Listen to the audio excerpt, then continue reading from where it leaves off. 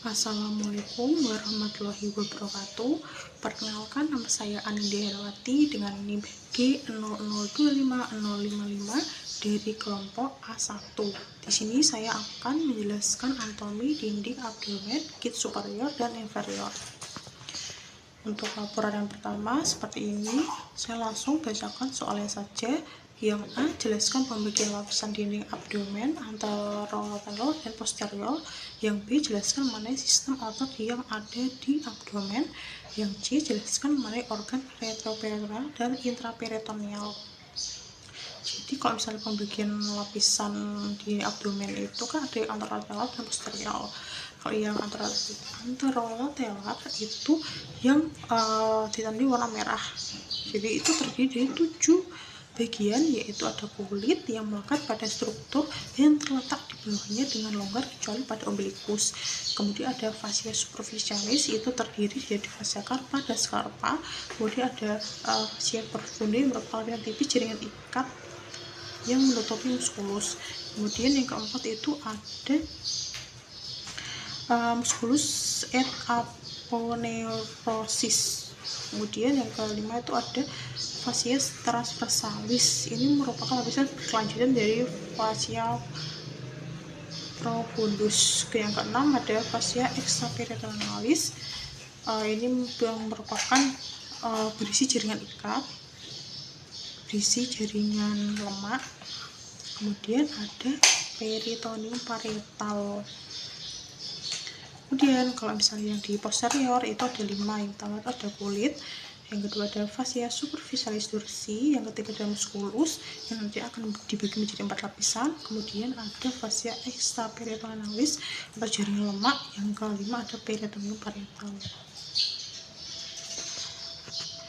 Untuk muskulus yang ada di anterolateral itu ada 5, yaitu pertama itu musculus obliquus externus abdominis atau paling luar. Yang kedua ada musculus obliquus internus abdominis, di bawahnya obliquus externus, fungsinya untuk fleksi. Kemudian ada musculus transversus abdominis, lapisan terdalam otot datar. Kemudian yang keempat ada rectus abdominis, otot vertikal di garis tengah. Yang kelima ada musculus pyramidalis, otot kecil segitiga di bawah rectus. Kemudian kalau misalnya untuk yang di posterior itu ada 4. Yang pertama musculus quadratus lumborum, terletak di sisi posterior abdomen. Terus habis itu ada musculus psoas major, otot panjang dan vertebra lumbar ke femur. Yang ketiga ada musculus iliacus, menepati fossa iliaca. Yang keempat ada musculus psoas minor, otot kecil di depan psoas major. Selanjutnya itu ada organ retroperitoneal dan intraperitoneal. Jadi untuk organ intraperitoneal ini organ yang sepenuhnya atau hampir semuanya diserubungi oleh peritoneum visceral dan memiliki mesenterium yang menambatkan ke dinding posterior. Contohnya itu apa? Itu ada gaster, ada jejunum, ileum, cacum, appendiculum, trapezium.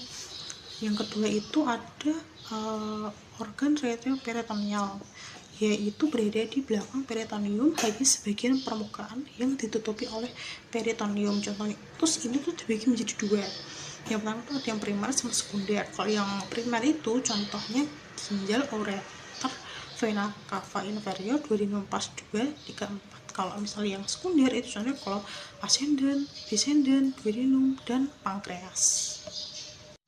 Kemudian lanjut ke laporan yang kedua. Langsung pada soalnya saja, jelaskan anatomi gaster beserta sphincter yang ada di gaster. Jadi seperti ini ya, ini adalah gambaran dari gaster. Jadi di sini ada sphincter cardi, ada sphincter pylor, ada duodenum, pylorus, fundus, dan lain-lainnya. Kalau misalnya untuk anatominya gaster itu berbentuk dilatasi scoliformis dari tractus digestivus, terletak di regio epigastrica, hypochondriaca sinistra, dan sebagian umbilikus. Organ ini berfungsi sebagai tempat digestio mekanik dan kimiawi, serta penyimpanan sementara makanan membentuk chyme. Kemudian untuk divisio anatomika gaster itu ada pars cardiaca, merupakan bagian proksimal tempat esofagus masuk, itu dikelilingi oleh ostium cardiacum, berperan menerima bolus makanan dari esofagus abdominalis. Kemudian itu ada fundus ventriculi, itu merupakan kubah superior yang terletak di atas incisura cardiaca, biasanya berisi gastrik air bubble, fungsinya itu untuk reservoir makanan. Kemudian yang ketiga itu ada corpus ventriculi, itu merupakan segmen terbesar gaster, tempat untuk sekresi acidum atau HCl, kemudian tempat terjadinya proses pembentukan kimus.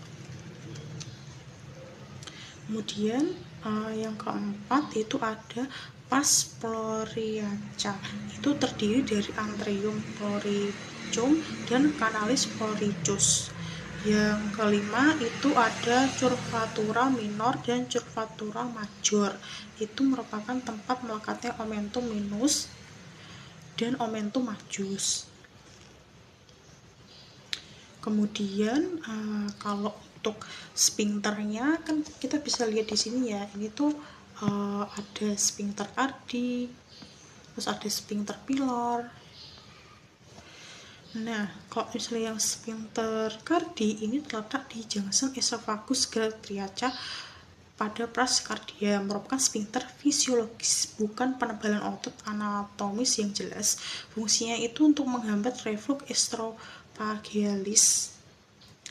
Kalau misalnya yang sphincter pyloricus itu struktur anatomis nyata berupa penebalan stratum circulae tunica muscularis, terletak pada ostium pyloricum antara canalis pyloricum duodenum pars superior. Fungsinya itu untuk mengatur gastric emptying dan mencegah duodenogastrik reflux. Selanjutnya adalah laporan yang ketiga. Langsung saya bacakan soalnya saja. Jelaskan letak-letak apendik dan letak yang paling umum, cara pengukuran beserta nama garis dan titik pengukurannya. Jadi untuk letak-letak apendis secara itu ada 5. Yang pertama itu ada pada apendik rerocacal, yaitu terletak di belakang cakung. Itu arahnya itu umumnya itu pada posisi jam 11.